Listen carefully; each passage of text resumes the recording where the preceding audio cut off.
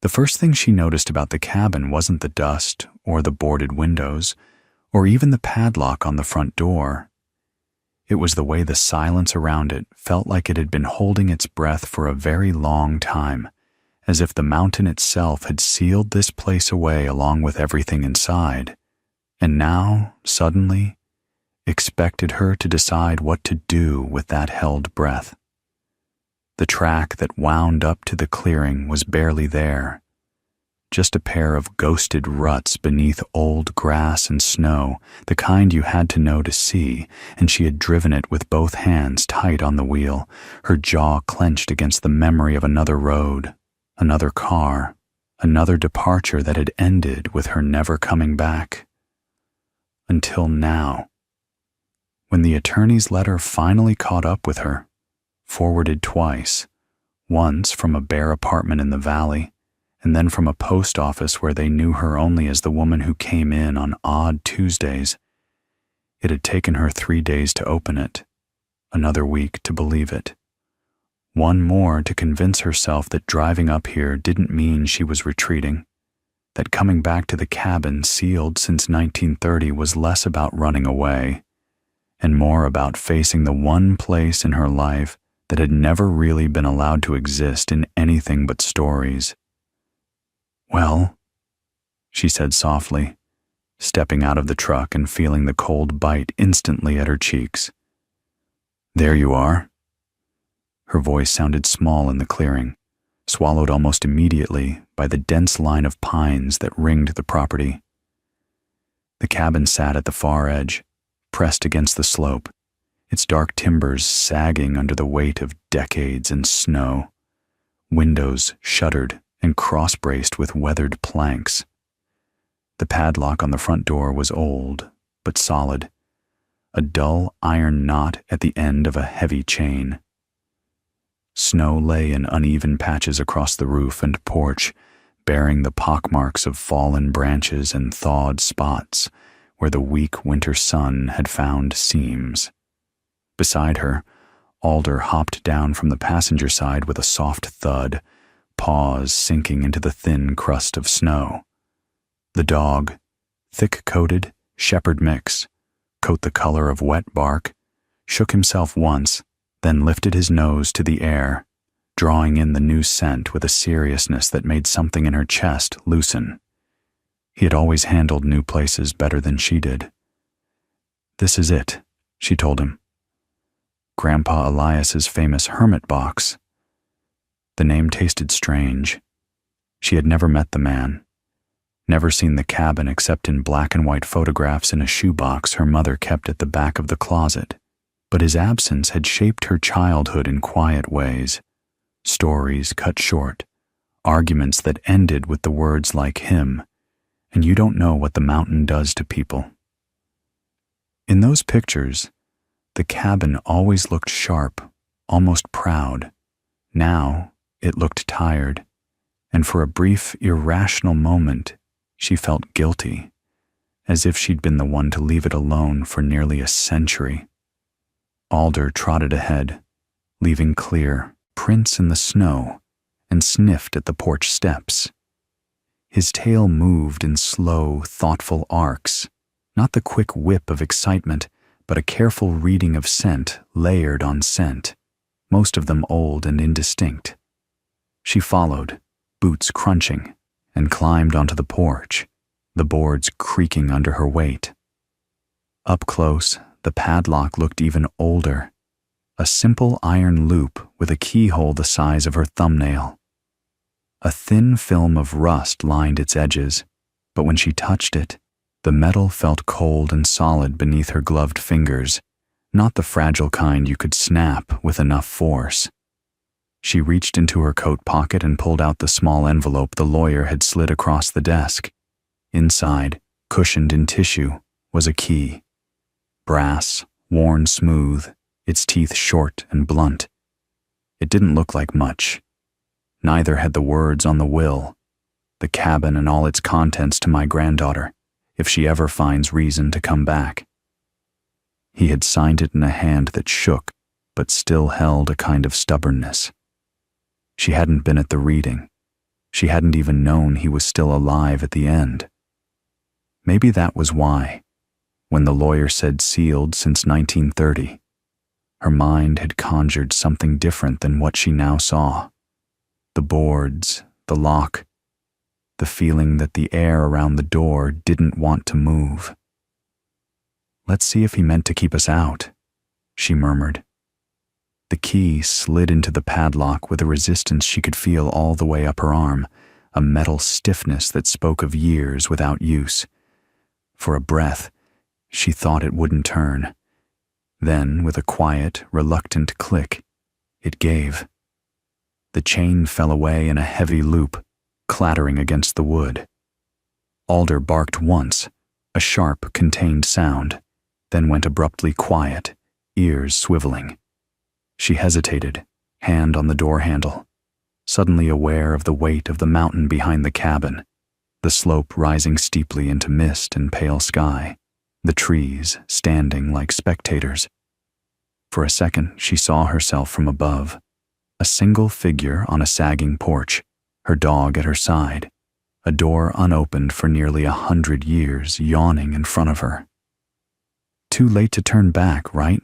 she whispered, though no one was there to argue. The handle stuck at first, paint and swelling and time conspiring against her. But with a firm shove, the door swung inward. Cold, stale air spilled out, dry and thin, bringing with it the smells of old wood and dust and something else beneath, something metallic and faint, like the ghost of machines that hadn't run in decades.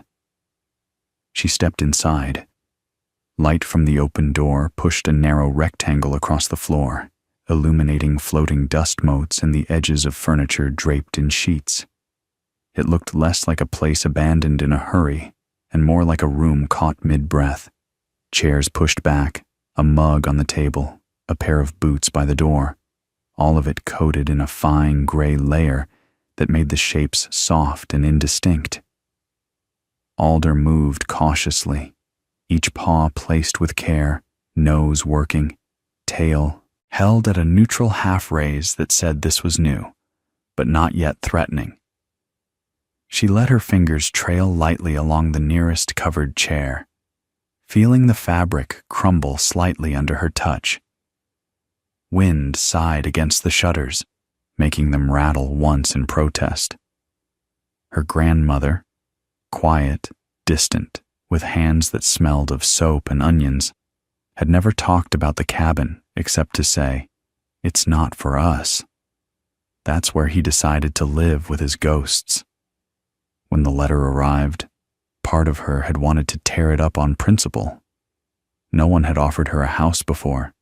No one had left her anything except debts and promises made in hospital rooms. But there it was, the signature inked in the same angular script she remembered from the corners of old photographs. She had driven up with a single duffel, a box of canned food, and the dog who had followed her from job to job, town to town, through breakups and breakdowns, always content as long as there was somewhere to sleep and a patch of sky overhead. Alder's nails clicked on something harder than wood. She looked down. Beneath the dust, the boards near the center of the room changed color, the grain finer, running in a different direction. A square, perhaps 3 feet across, almost invisible unless you knew how to look. A hatch. She crouched and brushed away the dust with the side of her hand. A small metal ring lay flush with the surface, tarnished nearly black. "Of course," she muttered. "There's always something under the floor." Her chest tightened in a way that had nothing to do with the cold. Hidden spaces had never meant good surprises in her life. Even as a child, secrets had usually come in the form of hidden bottles, unpaid bills, the envelopes her mother shoved under magazines when she thought no one was watching. Her grandfather, though, he had been a different kind of secret, one that lived in gaps, a cabin no one visited, a name no one said unless they were tired or angry or both. Alder sniffed along the edges of the hatch, then sneezed, shaking his head vigorously. She smiled despite herself. "Yeah, dust is dust," she said. "Nothing mystical about it." Still, she didn't open the hatch. Not yet. Instead, she moved through the cabin slowly, letting her eyes adjust to the dimness. The kitchen was a narrow galley along one wall, the sink stained, the stove an old iron thing with a soot-blackened pipe leading into the chimney. A calendar hung by the doorway, its pages curled and brittle, frozen forever on August 1930. Someone had circled a date in red pencil. No notation, just a ring around a Thursday that had long since crumbled into anonymity. The bedroom held a single narrow bed, its mattress sagging, a wooden dresser with its top drawer half open. Inside, folded shirts lay in a neat stack, as if waiting. She didn't touch them. It felt like an intrusion she wasn't ready to make. Back in the main room, the light had shifted. Outside, clouds slid across, the sun dimming the meager illumination. Her breath fogged faintly in the chill air. The cabin had been sealed so well no heat lived here anymore. She'd need to fix that before nightfall, unless she wanted her first evening as a mountain woman to be a test of how much cold a body could take without cracking. Alder made an impatient sound, a soft huff like a cough. He stood at the hatch again, looking at her, not whining, not scratching, just looking. "You don't give up, do you?" she said. He wagged his tail once, slow. Her grandfather had worked with dogs, if the stories were true. Mountain rescues, avalanche drills, the kind of work that required trust and instinct more than paychecks. She wondered what he would have made of Alder, this dog who had walked into her life outside a gas station in the valley and simply never left, as if choosing her were the most obvious thing in the world. "Fine," she said, swallowing the unease that crept up her spine. "You win." She hooked her fingers into the metal ring and pulled. The hatch hesitated, a fraction of resistance, then lifted with a soft groan, hinges complaining. Cold air seeped up from the darkness below, sharper than the cabin's chill, carrying with it a faint smell of earth and old stone, and beneath that, something else, something metallic and sweet that made her throat tighten. Alder's ears flattened briefly, then rose again, his eyes locked on the opening. A steep wooden ladder descended into the space, the rungs worn shiny in the center from long ago use. She leaned over, squinting. The light from the doorway only reached a few feet, enough to reveal packed dirt walls and the edge of a stone floor.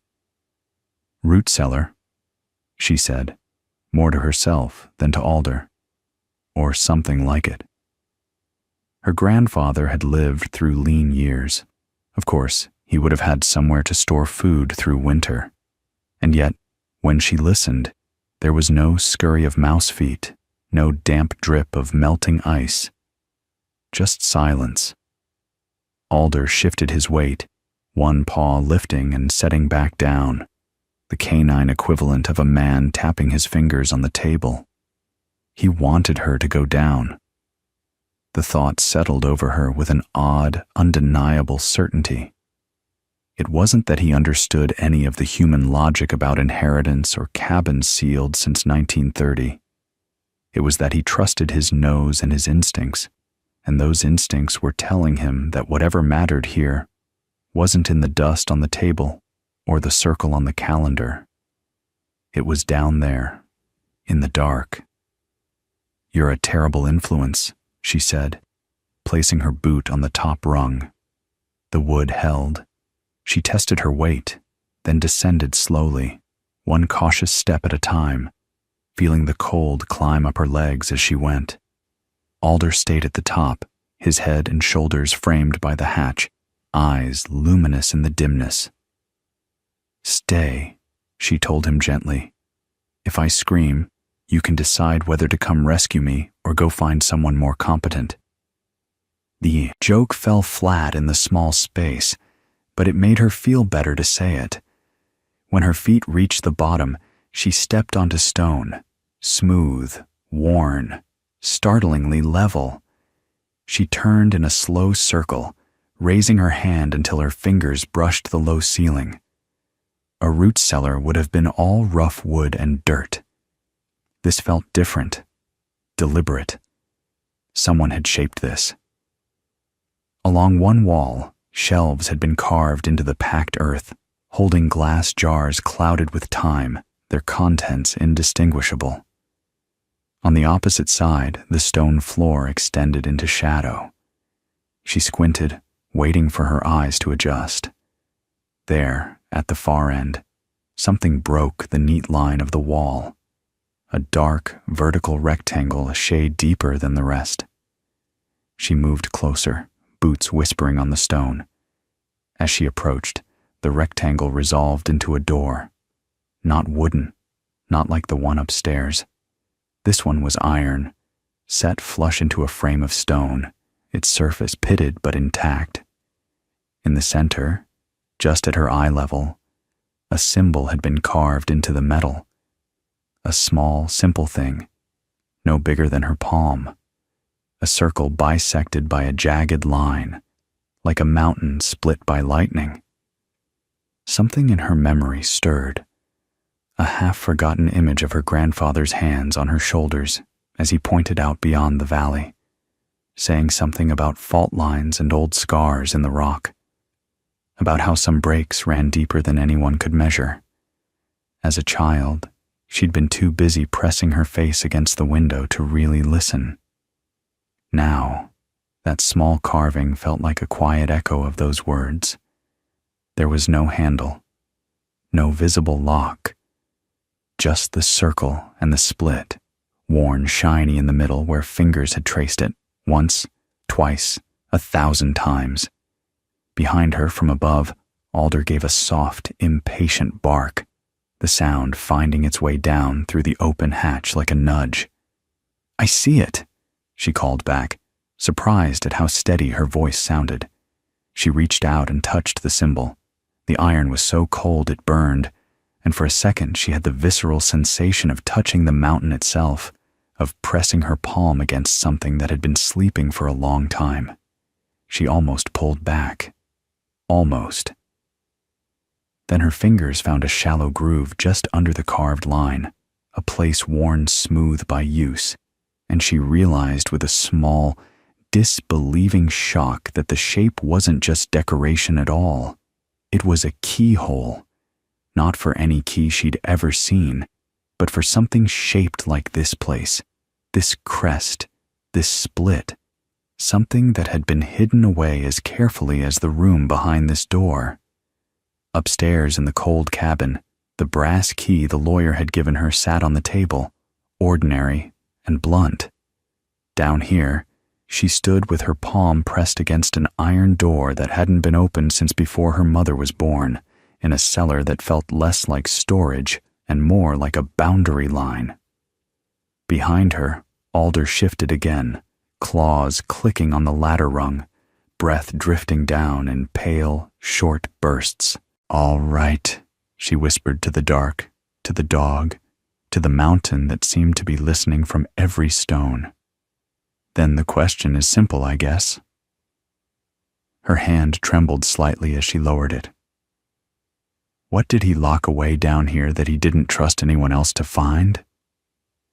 A faint tremor of cold crept along her fingertips as she let her hand fall from the iron door, and for a long moment she simply stood there in the half-dark, listening to the soft echo of her own breath, mixed with the deeper, quieter hum of the room around her. A hum that wasn't sound exactly, but something older, something that felt like the mountain pressing close, waiting to see what she would do next.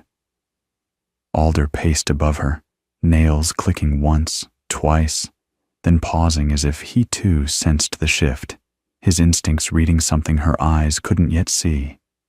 She stepped back from the door, rubbing the cold from her hand, and studied the keyhole again. The strange split circle that seemed less like a lock and more like a warning carved into metal. Her grandfather hadn't been a man of symbols or myths, at least not in any of the stories told about him. But he had been the kind of man who built things with his hands, who trusted quiet more than people, who lived up here with the weather and the wolves rather than face whatever waited in the valley below. If he had locked something behind this door, there was a reason. The question was whether that reason was meant to protect whoever found it, or to protect the world from what lay inside. The thought sent a thin ribbon of unease spiraling down her spine. She reached into her coat pocket and touched the brass key the lawyer had given her. It felt suddenly small, absurdly ordinary. There was no way it fit this door. No way a simple cabin key was meant to open something that felt as heavy and ancient as the iron in front of her. But her grandfather had been clever, resourceful, the kind of man who carved chess pieces with a pocket knife and hid money in hollowed fence posts. Maybe the key wasn't literal. Maybe the inheritance wasn't meant to be simple. She closed her fingers around the key, hesitated, then climbed back up the ladder, each rung creaking under her weight. Alder backed up to make room, tail flicking in tense, slow motions. When she stood in the cabin again, breathing air that felt marginally less cold, she laid the brass key on the table and stared at it as if it might rearrange itself into the shape she needed. "He left something for me," she murmured. But he didn't leave instructions. The cabin seemed to absorb her words, the old wood swallowing the sound. A gust of wind rattled the shutters, and Alder's ears twitched. She glanced around the room again, this time with purpose, scanning the walls, the shelves, the corners where dust and memory had settled in equal measure. If there was a clue, it wouldn't be obvious. Her grandfather had locked the cabin from the outside, sealed it, so thoroughly that no one had disturbed it for nearly a century. Why hide something in the cellar if you expected someone to find it right away? No. He must have intended for her, or someone like her, to earn the right to open that door. She moved toward the dresser in the bedroom, the drawer still half open from when she first peeked inside. The shirts looked ordinary, folded with care, but unremarkable. Still, she lifted them one by one, feeling along seams and hems for anything that didn't belong. Nothing. On the bottom of the drawer, faint numbers were carved into the wood, not visible at first glance, but easy to feel with her fingertips. 8, 17, 30. The date circled on the calendar. She stared at the numbers, a chill blooming beneath her ribs. Her grandfather had marked something important on that day, something tied to the cabin, to the cellar, to whatever lay behind that iron door. But what? She moved to the calendar again, peeling back the brittle paper. Behind it, the wall looked different, cleaner, less dust. She pressed her fingers against the boards. One shifted, a fraction, barely perceptible. Her breath caught. Alder barked softly, as if urging her on. She dug her nails into the seam and pulled. The board came free with a dry, reluctant crack, revealing a shallow recess between the studs. Inside lay a small wooden box, no bigger than her palm, wrapped with a thin leather cord so old it flaked when she touched it. The box itself was smooth, carved from dark wood with the same symbol etched into its lid, the circle split by a jagged line. Her pulse quickened. Whatever the key was for, this box was part of it. She sat on the edge of the bed, Alder pressing against her knee as she unwound the fragile cord. The lid creaked softly when she opened it. Inside, nestled in a bed of faded cloth, lay an object unlike anything she had expected. A small, irregular shard of metal, shaped almost like a tooth or a broken blade, its edges worn smooth with age. Symbols covered its surface, tiny etchings that spiraled inward just like those on the iron door. The shard glimmered faintly even in the dim cabin light, a cold sheen that made her skin prickle. She lifted it carefully. The metal felt heavier than it looked, dense with a weight that seemed to pull at her hand. Under the cloth was a piece of paper, brittle and yellowed. She unfolded it gently. Her grandfather's handwriting filled the page. Sharp strokes, the letters tight and angled, written with the urgency of a man who didn't expect to have time for neatness. If you're reading this, it means the mountain has chosen you. It means the storms have taken me. It means the door will open again. Her breath hitched. Alder pressed closer. This shard is not a key by itself. It is one part of what you will need. The rest remains where it has always been, beneath the mountain's first wound. You must decide whether to finish what I could not. If you choose to open the door, understand this. What lies behind it is older than us, older than the settlers, older than the towns lost to snow and time. It is not evil. It is not good. It simply waits, and if awakened, it will not go back to sleep. Her heartbeat drummed in her ears. The rest of the message was smudged, the ink blurred as if water had touched the page long ago. The last words were barely legible. Do not let them find it. A floorboard creaked, not from her, not from Alder, from the porch. She froze, lifting her head slowly. The air thickened, tightening around her like a fist. Alder growled low, a sound that rumbled deep in his chest and vibrated through the floor. Someone was outside.